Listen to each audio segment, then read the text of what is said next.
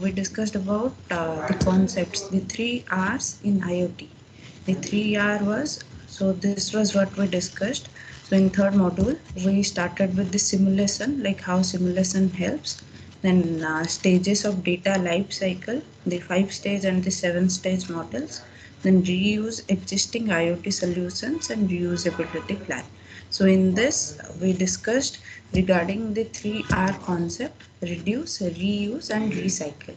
So always try to, whatever electronics item we are using, we need to reduce buying new items by simply, like if there is some upgrade or something, so we need not simply throw our products, rather instead, like if some new modification is there, try to get that particular chip in your existing product and use it. So you reduce the buying of new products and you start reusing your existing devices with new components, and you recycle the component. Suppose you are not using, you start using a new device, then instead of throwing the other device, somebody who needs the like device, you can recycle that or like give them so that they can use it for a longer time.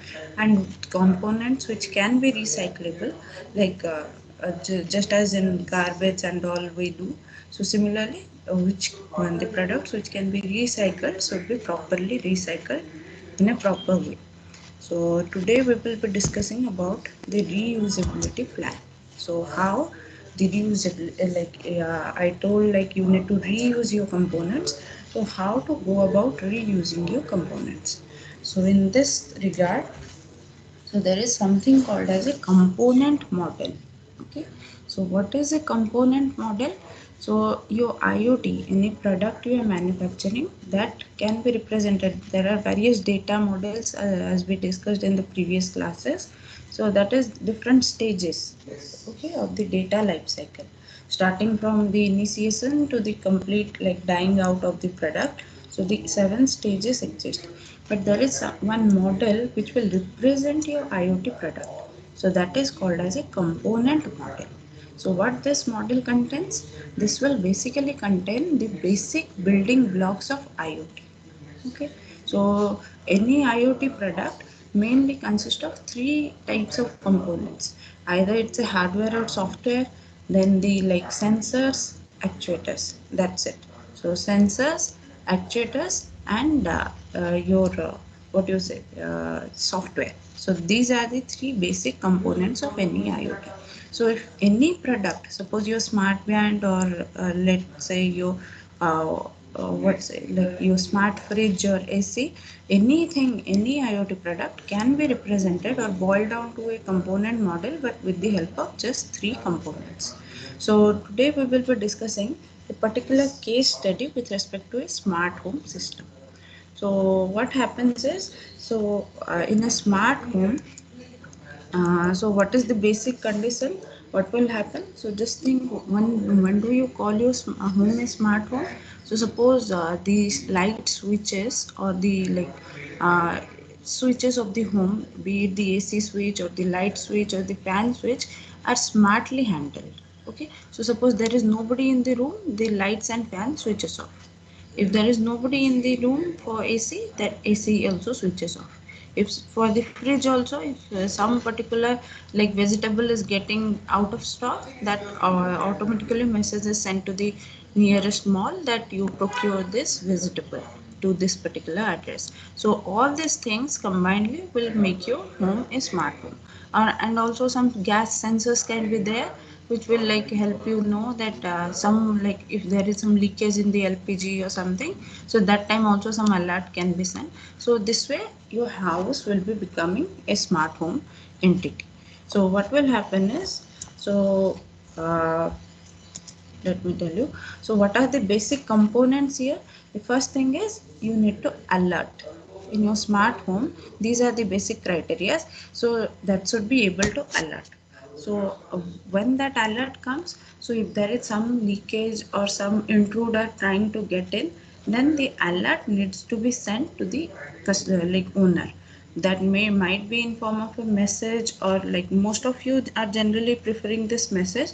So there are also ways in which a tweet can be sent, or a social media message, or a WhatsApp message. Those kinds of messages also can be sent. Okay, so that is the first criteria of a smart home, that is alert. Next is monitor. So how do you monitor? So all your, like, the smart home system is capable of monitoring its surrounding using various sensors. So it keeps track of every activity in a smart home where any further action can be taken or a decision has to be taken accordingly. So it has to monitor all the feature, like uh, attributes of the home, starting from, suppose in the bathroom the water is leaking, so that has to be monitored, or in the fridge the vegetables are getting over, that has to be monitored. If in the AC there is some leakage, that has to be monitored. So all these things has to be monitored, and there should be no without human intervention, all this should be monitored. Next is your control. Okay, so what happens in this control? All your smart home devices should be control, could be like controlled smartly. Means you need not go and switch off the light. Rather, the moment you move out of the room, the lights and fan switches off. So that control should be also there in a smart home for the IoT like system. If all these things there, and the fourth is intelligence, and it should be intelligent enough to take a befitting decision. It should not be like if it is night time, the like intensity sensor should be there, such that like if you, even if it you move out of the room, so entirely dark, rather can make it a little dimmer because you are not existing. But if you make in the night time, everywhere you suppose the person goes to the bathroom, it should not happen that the entire home is switched off, all the lights and fans, because the person has gone to bathroom. So he can make it like instead of completely switching off, can bring it a little dimmer, like the intensity of the light can be reduced a bit, so that energy consumption decreases. And also intelligently it takes a decision that not to switch off light, because it's dark outside, it's not to switch off the light completely. Rather, if it's a daytime, it can be completely switched off, doesn't matter. If somebody goes to the bathroom, all the rooms and lights and fans of the rooms can be switched off. So that intelligent decision also needs to be taken. Is it clear? Yeah, was it clear? Hello? Yes, Yeah, ma'am. okay. All these things help us improve the like smartness of the home. So this is a basic smart home architecture. So you can see here, this is the temperature and humidity sensor.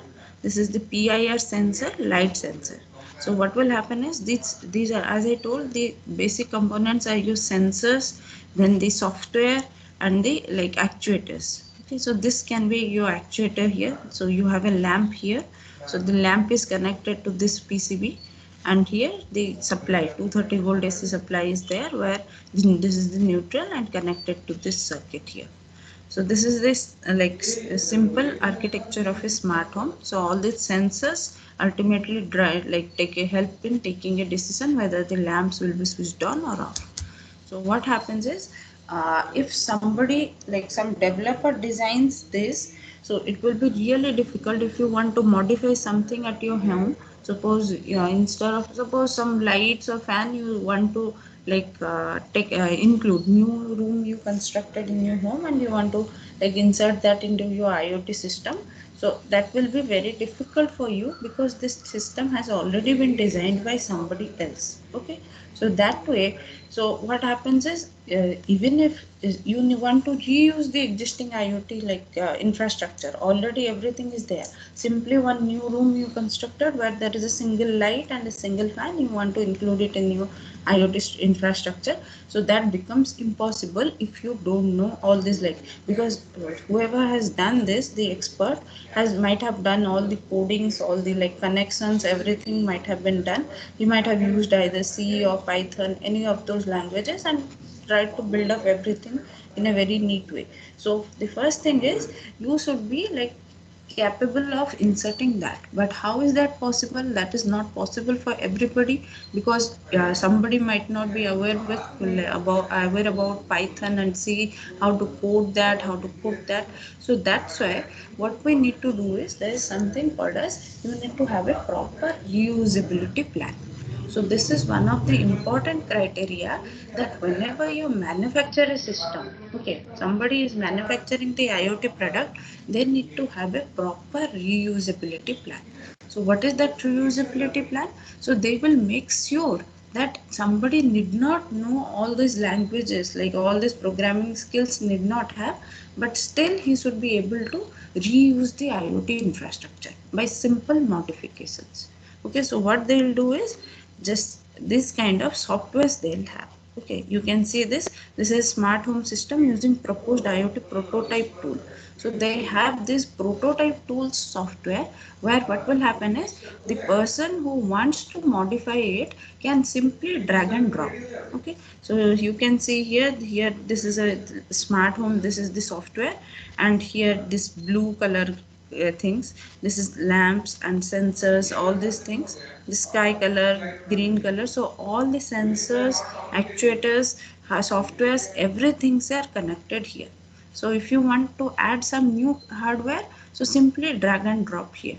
Okay, so that way it becomes easier for the person, like somebody who wants to like edit or start reusing the system, it becomes easier there. So you can see that in that figure, the blue represents sensor components. So these are your sensor components. You can see here the PIR sensor, the temperature sensor, all these things. So these sensor components, and red represents the software components. So these are the software, that this is the alert, this is intelligent visualization. So all these are the sensors and alerts, like sensors and the softwares, everything is connected to this entire portal. So if you want to make any changes, simply drag and drop. Was it clear? Uh, Hello? Yeah. Was it clear? Yes, ma'am. Okay. So what will happen is, suppose you have added a new lamp now, that is a new actuator now in this system. So the actuator that it will automatically perform the on and off component, like you can switch it on and off using this simple prototype tool. So simulation wise, this will be easily done. So as the components are independent of each other, so every component, so what is happening here, this lamp is already there. Suppose you introduce a new lamp here in another room, so these components are independent of each other. So it doesn't depend that if this lamp is on, the other room lamp has to be off. These like dependencies don't exist, because each lamp is independent, and each room's category is like a decision can be taken independently. So what will happen is, the coupling between the components is reduced. So that is the major like thing here. Since you are able to add new components, drag and drop new components here, so the coupling between the components is reduced. So this entire thing is called as a component model, because the IoT product entirely we represent in terms of its components: software, actuators, and the sensors. These are the three components, and using this prototype tool, what we are doing, we are simply dragging and dropping the components here and the softwares here. If some new software or some new actuators we need, that we can simply drag and drop. And what is the major thing here, that the components are independent of each other, and they are not dependent on each other, rather. So these generic sensors and actuators components can be configured and incrementally composed to the system.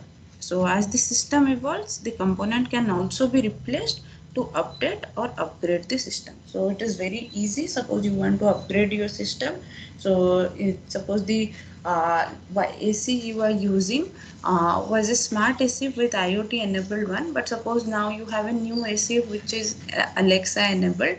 So you can replace that with your Alexa enabled AC by introducing a simple new chip, suppose. So that way also, like, you can make the changes, necessary changes in your prototype tool, so that you need not go for a completely new thing, rather the entire thing can be reused. Okay, so these are the like whatever things we discussed that has been given. So coming to the conclusion, so we have proposed an IoT component model. So component model, your entire model is represented in terms of components to generalize common component types across different IoT systems, the sensors, actuators, and the softwares. So any component model, so keep this in your mind that whenever you come across this word component model, that indicates any model comprising of these three components: sensors, actuators, and softwares. Okay, so the component model was defined using the meta modeling technique. So then we implemented a component based software modeling tool according to the component model to evaluate how practical the component model is.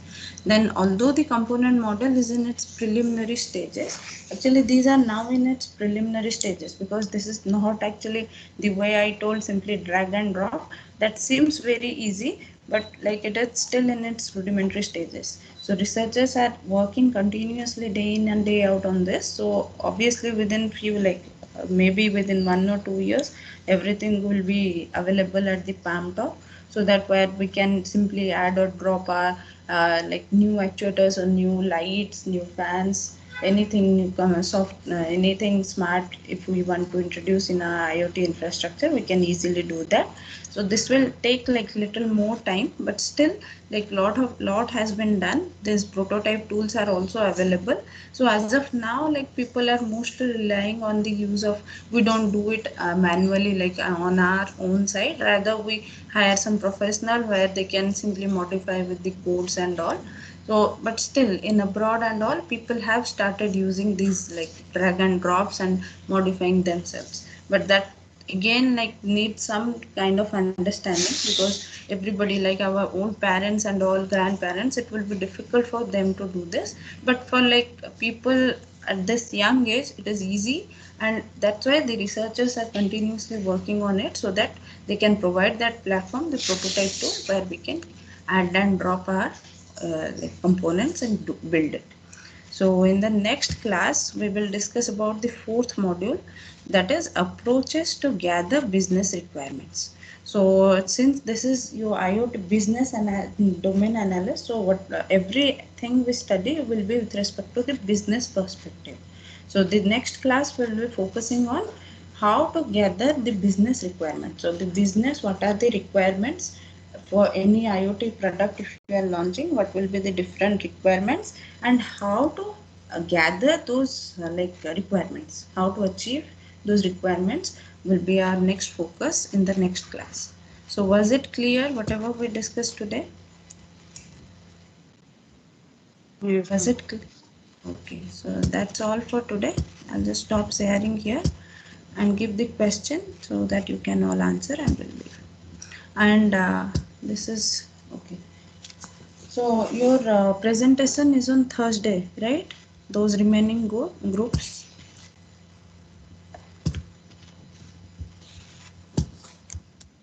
This is for the Monday lab session. So the groups will be on Thursday night. Okay. The remaining groups for the review.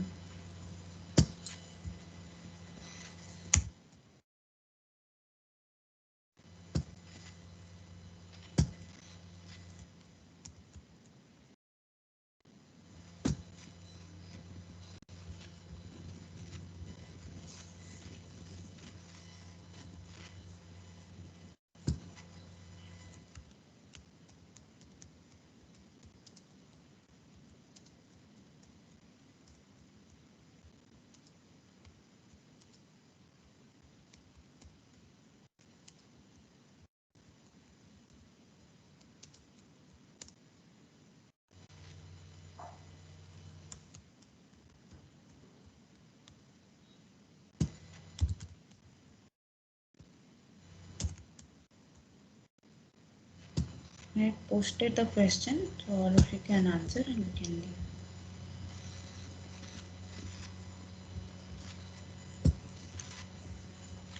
I'll stop recording here.